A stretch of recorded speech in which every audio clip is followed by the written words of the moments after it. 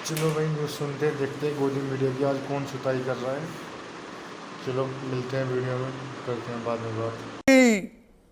Petrol pump वाला अगर इनको पेट्रोल या डीजल देगा, जुर्माना लगा देंगे, जेल में डाल देंगे। अब फैसला वापस ले लिया, तो फैसला वापस लिया जा सकता था, तो आम आदमी के साथ मखौल क्यों कर रहे थे? संदीप जी, सबसे पहले तो मैं आपको इस बात के लिए धन्यवाद करना चाहूँगा कि आज आप अगर ये मुद्दा जो है जिस प्रकार से आपने रखी सौरभ भारद्वाज के आगे और जिस प्रकार से उन्होंने जवाब दिया, उससे तो एक चीज़ का पर्दाफाश हो गया कि किस प्रकार से इन्होंने दिल्ली के लोगों को सासत में डाला, किस प्रकार से दिल्ली के लोगों के साथ इन्होंने अन्याय किया। और आज अगर वाकई में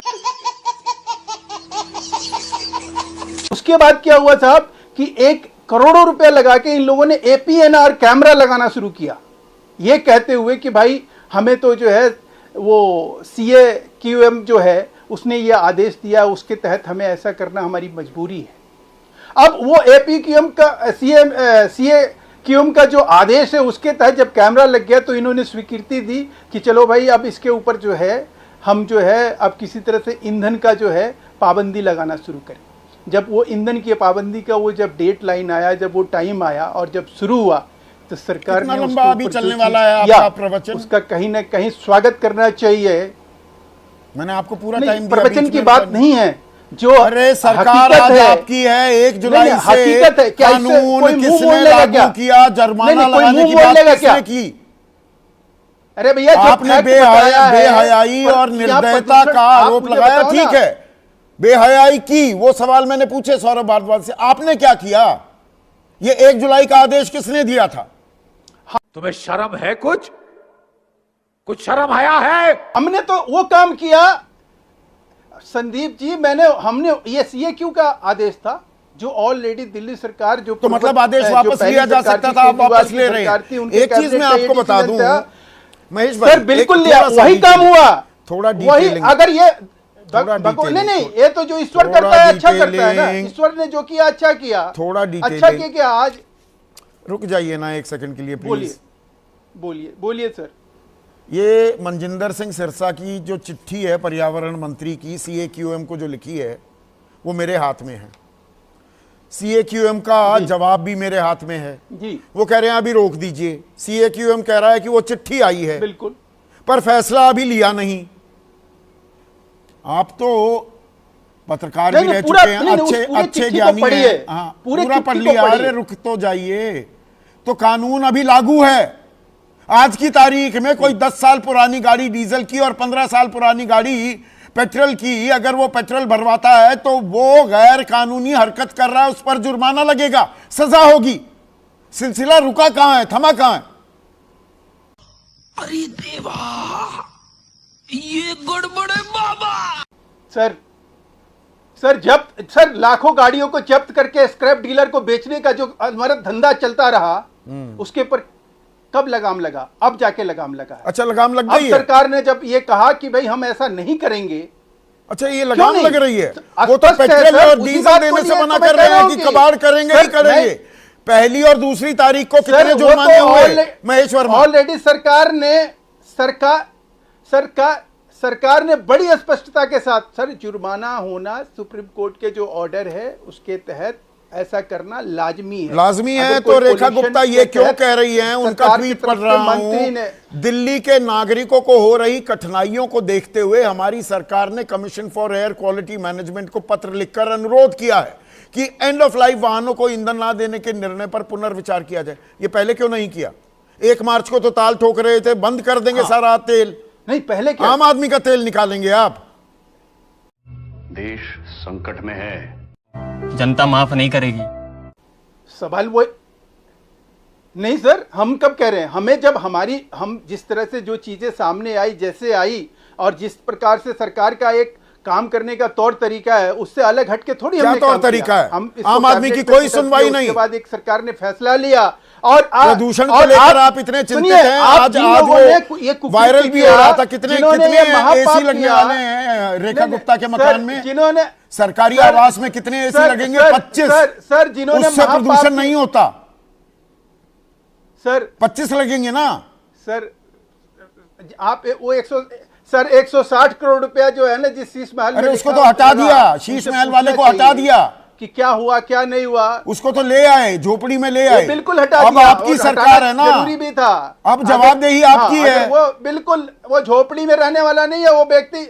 आप वो जलवा नहीं तो जलाल 25 देखिए कि पंजाब में वो 25 आदमी एयर क्या कर रहा है, कंडीशनर कि वो लगा लो, झोपड़ी में रह रहा है उससे कि मौज- प्रदूषण मौज नहीं ले रहा होता। है। छोड़ दीजिए उन बातों को। अब इस बात आप कुछ भी बोलो, ये नहीं सुनने वाला। सर अरे मैं कह छोड़ रहा हूं कैसे कि दें, प्रदूषण के नाम छोड़ने से पर ही जिस तो काम प्रकार नहीं से चलता, सरकार की छोड़ देंगे स्पष्ट तो रूप से आम बोला, आदमी ऐसे ही परेशान होता दिखेगा। एयर मार्शल संदीप जी, संजीव कपूर, एक सेकंड, सरकार सर आप के रुक जाइए। क्या- एयर मार्शल संजीव कपूर, ये आम आदमी की सुनवाई भी हो रही है, आपका एक बयान भी काफी वायरल हो रहा है कि 40 साल पुराने विमान चल सकते हैं इस देश में, 10 साल पुरानी गाड़ी नहीं चल सकती। सारा प्रदूषण गाड़ियां ही कर रही हैं। 20-20, 25-25 एसी लगे होते हैं मंत्रियों के घर में, उससे कोई प्रदूषण नहीं होता।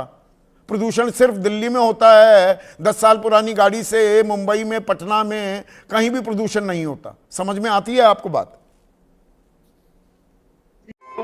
Good question, you are a good question. जो प्रदूषण का मुख्य कारण है और जो सीजन्स में होता है वो क्रॉप बर्निंग से है मेरी समझ से। जो फसलें पड़ोस वाले राज्यों में जलाई जाती हैं उसके ऊपर कोई खास चर्चा नहीं हुई, कोई बयानबाजी नहीं और कुछ उस पर लगाम नहीं, कोई रूल्स रेगुलेशंस नहीं। दूसरा, हमारे जो ट्रैफिक की कंडीशंस ऐसी हैं दिल्ली में, बहुत जगहों पे जहाँ पे 2 या 3 किलोमीटर सफर पार करने के लिए 40-40, 45-45 मिनट लग जाते हैं। अब हजारों गाड़ियां, चाहे वो धौला कुआं पे खड़ी हों, चाहे वो सरिता विहार क्रॉसिंग पे खड़ी हों, चाहे वो पटेल नगर क्रॉसिंग पे खड़ी हों, चाहे वो जो प्रदूषण कर रही हैं उसके बारे में, ट्रैफिक जो डीकंजेस्ट करने का है उसके बारे में कोई बात नहीं। ये ट्रैफिक जैम की समस्या बेंगलुरु में तो आज की तारीख में आप हिल भी नहीं पाते, 1 किलोमीटर के लिए 1 घंटा लग जाता है। बॉम्बे में ईस्टर्न और वेस्टर्न जो सबवेज हैं, जो वो रास्ता है, हाईवेज हैं, वो पूरे जाम हो रखे हैं इस वक्त। लीनियर सिटी है मुंबई। ये दिल्ली के लिए ये अलग से इनायत क्यों की जा रही हैं नजरें? ये यू आर राइट ब्रो। समझ नहीं आ रहा ये कारण, ये जो आप कह रहे हैं सौरभ जी, ये समझ नहीं आ रहा है कि ये रूल सिर्फ दिल्ली के लिए ही क्यों लागू है।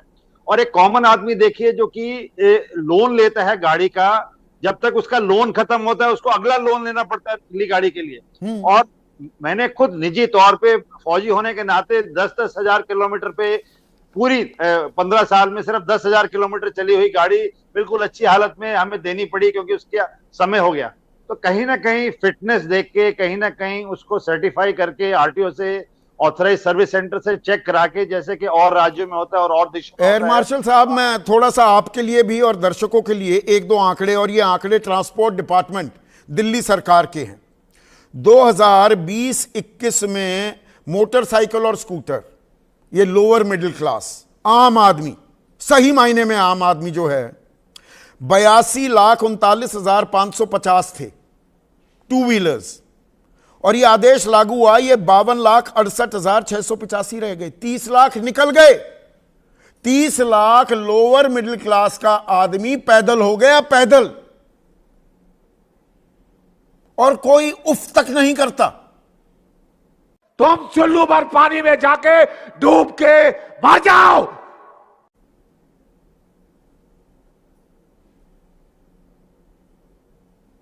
ए मार्शल साहब, इसका जो गरीब आदमी है वो किस्त पे अपनी टू व्हीलर खरीदता है। ये लोअर मिडिल क्लास है, मिडिल क्लास का आदमी है, वो किस्त पे अपनी गाड़ी खरीदता है। तो अगर उसने 15 साल का या 10 साल का लोन लिया है तो इट मीन्स उसका उम्र भर जब तक वो जिंदा है उसका लोन चलता रहेगा, क्योंकि जब तक उसका लोन भरपाई होगी वो गाड़ी फिर व्यर्थ हो जाएगी, उसको दोबारा नया लोन लेना पड़ेगा। तो कहीं ना कहीं इस ऑर्डर को, इसको फिजिकल जांच के हिसाब से, उसकी सर्टिफिकेशन के हिसाब से, उसकी और इस दौरान नहीं, राजनेता, राजनीतिक दल जो बीजेपी और आम आदमी पार्टी आपस में सर आरोप लगा रही हैं, यू आर अ फौजी and you are a very proud फौजी एंड वी सल्यूट यू, पर ये राजनीति से आम आदमी की समस्या का कोई निदान मिलता दिखाई दे रहा है या रायता फैला रहे हैं? ये दिमाग की दही कर रहे हैं, बहुत ही सरल भाषा में कहूं तो। ये समझ से बाहर है साहब, मेरी समझ से बाहर है जो इस वक्त ये चल रहा है और जो ये डिस्कशन हो रहे हैं, सिंपल भाषा में ये है कि एक आम आदमी परेशान हो रहा है, एक कॉमन आदमी जो कि अपनी रोजमर्रा की जिंदगी दिल्ली के शहर में जस्ट हसल बसल में पूरी करता है, उसके मन में कहीं ना कहीं 6-7वें साल से डीलर की गाड़ी में और 11वें-12वें साल पेट्रोल की गाड़ी में दिमाग में आना स्टार्ट होता है। नहीं सर, बहुत से लोग सेकंड हैंड गाड़ी खरीदते हैं। मैंने बताया मेरी पहली जिंदगी की जो गाड़ी थी वो सेकंड हैंड गाड़ी थी। वो एस्पिरेशन होती है, एक वो सपना होता है कि हाँ भाई मैं भी 4 पहिए वाली गाड़ी में चलूंगा। तो आदमी सेकंड हैंड खरीदता है। सेकंड हैंड कौन सी खरीदेगा 6-7 साल पुरानी? वो तो आम आदमी फिर सोच ही नहीं पाएगा ना। करेक्ट। आप दिखाएंगे, आप ये करेंगे, आप वो करेंगे, ये करेंगे, वो करेंगे। शर्मा, आप कंज्यूमर राइट एक्टिविस्ट भी हैं। ये एनजीटी को ख्याल आ गया, सुप्रीम कोर्ट के जजों ने भी तस्दीक कर दी, कोई राय शुमारी हुई, आम आदमियों से पूछा, उनसे कोई सलाह मशवरा किया गया, या आम आदमी से पूछने की कोई जरूरत ही नहीं है? संदीप जी नमस्कार, बड़ा अच्छा आपने सवाल पूछा है। इस पे मेरा मानना ये है कि ये बिना किसी तैयारी के लिया गया फैसला है, और आज जो बैक किया है दिल्ली गवर्नमेंट ने, इसका पूरा का पूरा श्रेय दिल्ली के कंज्यूमर्स को जाता है, जिन लोगों ने अपनी आवाज को उठाया। ऐसा बहुत दिन बाद देखने को मिला है हम लोगों को कि एक कर में किसी एक विषय को लेकर पूरी दिल्ली के लोगों ने बात उठाई। जैसा आप इस पूरी चर्चा में हम लोग बात कर रहे हैं कि 15 साल पुरानी गाड़ी कौन रखता है? जिसकी गाड़ी अच्छी होगी या जिसकी हैसियत नहीं होगी खरीदने की। तो ये सब सामान्य वर्ग के लोग हैं जो जनरल कंज्यूमर है। आप उसके ऊपर पेनाल्टी रख रहे हैं बिना किसी तैयारी के। होना तो ये चाहिए कि उनको आपको उत्साहवर्धन करना चाहिए। जो गाड़ियां सही में पोल्यूशन कर रही हैं, प्रदूषण के जो अधिकारी हैं उनकी जांच करें, उनको बाहर करें, और नई गाड़ी खरीदने पे छूट होनी चाहिए, चाहे वो जीएसटी पे छूट हो, स्क्रैप पॉलिसी पे जो आप परसेंटेज दे रहे हैं उस परसेंटेज को भी बढ़ाना चाहिए। तो मुझे सही पकड़े हैं। मुझे लगता है ये सब कदम से कहीं ना कहीं लोग स्वैच्छिक रूप से आगे आएंगे। अगर किसी को अपनी नहीं, ये क्या गोरख धंधा है नवीन भाई? मतलब गाड़ी है मेरी 10 साल पुरानी, मैंने बेची, वो झारखंड में अब चल रही है। वो झारखंड में चल सकती है, दिल्ली में नहीं चलेगी। नहीं, ये बात तो आपकी सही है कि जो रूल होना चाहिए सभी के लिए होना चाहिए। लेकिन एक चीज संदीप जी इसमें और भी महत्वपूर्ण है। आपकी बात एकदम सही है कि पॉल्यूशन तो वो हर जगह फैलाएंगे। हाँ। दूसरी बात यह है कि इसमें कुछ काले कारनामे, माफिया लोग भी शामिल हो जाएंगे खरीद बिक्री में, बहुत से ज्यादा, क्योंकि 62 लाख गाड़ियां कम नहीं होती, बहुत बड़ी संख्या में। हाँ, मतलब 62 लाख माइंड बॉगलिंग फिगर है। और आम आदमी का, लोअर मिडिल क्लास का तो जैसे एक अदद सपना मकान का होता है कि भाई सपनों का एक घर चाहिए, दीवान, एक गाड़ी भी चाहिए होती है, एक स्टेटस सिंबल भी है। युवा है तो वो पहली कार जो आपने चलाई होगी, वो अगर आप उस वक्त आपके दिमाग में क्या चल रहा था? You must have felt like a king. मैं तो सेकंड हैंड मारुति मैंने खरीदी थी, मुझे ऐसे लग रहा था कि दुनिया का सबसे खुशकिस्मत आदमी मैं हूं, सबसे अमीर आदमी मैं हूं, सड़क पर मैं फर्राटे मारूंगा।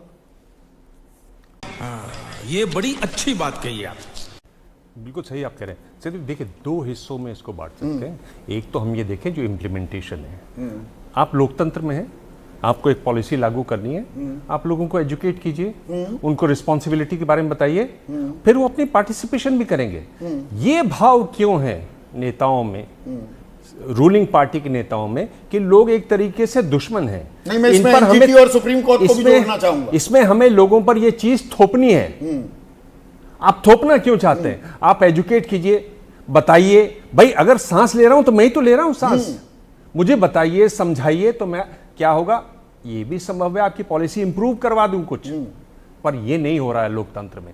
ये एक सबसे बड़ी मुझे लगता है प्रॉब्लम है, उसकी वजह से इस तरह से यू टर्न आते हैं। पहली बात तो ये है। दूसरी बात संदीप, मैं ये कहना चाहता हूं, जो आप अभी पॉइंट बोल रहे थे कि हमारी लड़ाई किससे है? हमारी लड़ाई गाड़ी से है या पोल्यूशन से है? एग्जैक्टली। मुझे नहीं लगता कि इसमें जो भाव आ रहा है कि गाड़ी से लड़ाई नहीं है, आपको पोल्यूशन से लड़ाई नहीं है, आपको लड़ाई गाड़ी से है। जनता माफ नहीं करेगी। आप जो गाड़ी चलाते हैं, और इस बात का उल्लेख नहीं आया किसी ने, कि आपकी जो गाड़ी चलती है 15 साल की भी हो, आपका एक होता है पोल्यूशन अंडर कंट्रोल सर्टिफिकेट आता है।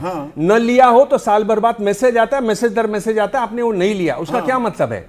मतलब यह है कि मैं गया, मैंने गाड़ी चेक करवाई और पाया गया कि ये पोल्यूशन नहीं करती है।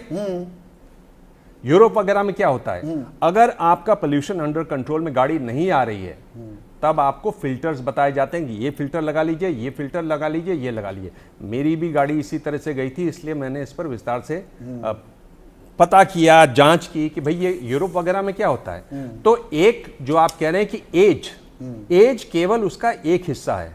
दूसरा हिस्सा क्या है, आपकी गाड़ी कितनी चली है, आपकी गाड़ी किस हालत में है, आपकी गाड़ी किस मेक की है और आपकी गाड़ी की कितनी मेंटेनेंस हुई है। ऑफिस में मेरे सहयोगी हैं मुक्की, बहुत बेहतरीन प्रोड्यूसर हैं, वो बता रहे थे कि सर जरा बात करना आज, उसके पास बुलेट है, वो कहता है 3 महीने में कराना होता है पोल्यूशन अंडर कंट्रोल, कि बुलेट का कभी पोल्यूशन अंडर कंट्रोल आएगा ही नहीं। तो उसमें वो लेनदारी देनदारी और वो भाईचारा निभाते हुए तब वो पीयूसी मिलता है। तो मैं वही कह रहा हूं कि अगर आप मेंटेनेंस जो सबसे महत्वपूर्ण है, मेंटेनेंस के बाद अगर आप पीयूसी दे रहे हैं, अगर आपको लगता है कि नहीं साहब 15 साल पुरानी बड़ी हमें मुश्किल हो रही है, आप साल में 2 बार करवा दीजिए पीयूसी। ये तो कॉमन सेंस की बात होगी। मैं इमोशनल डैमेज। खत्म, bye bye, tata, goodbye, गया।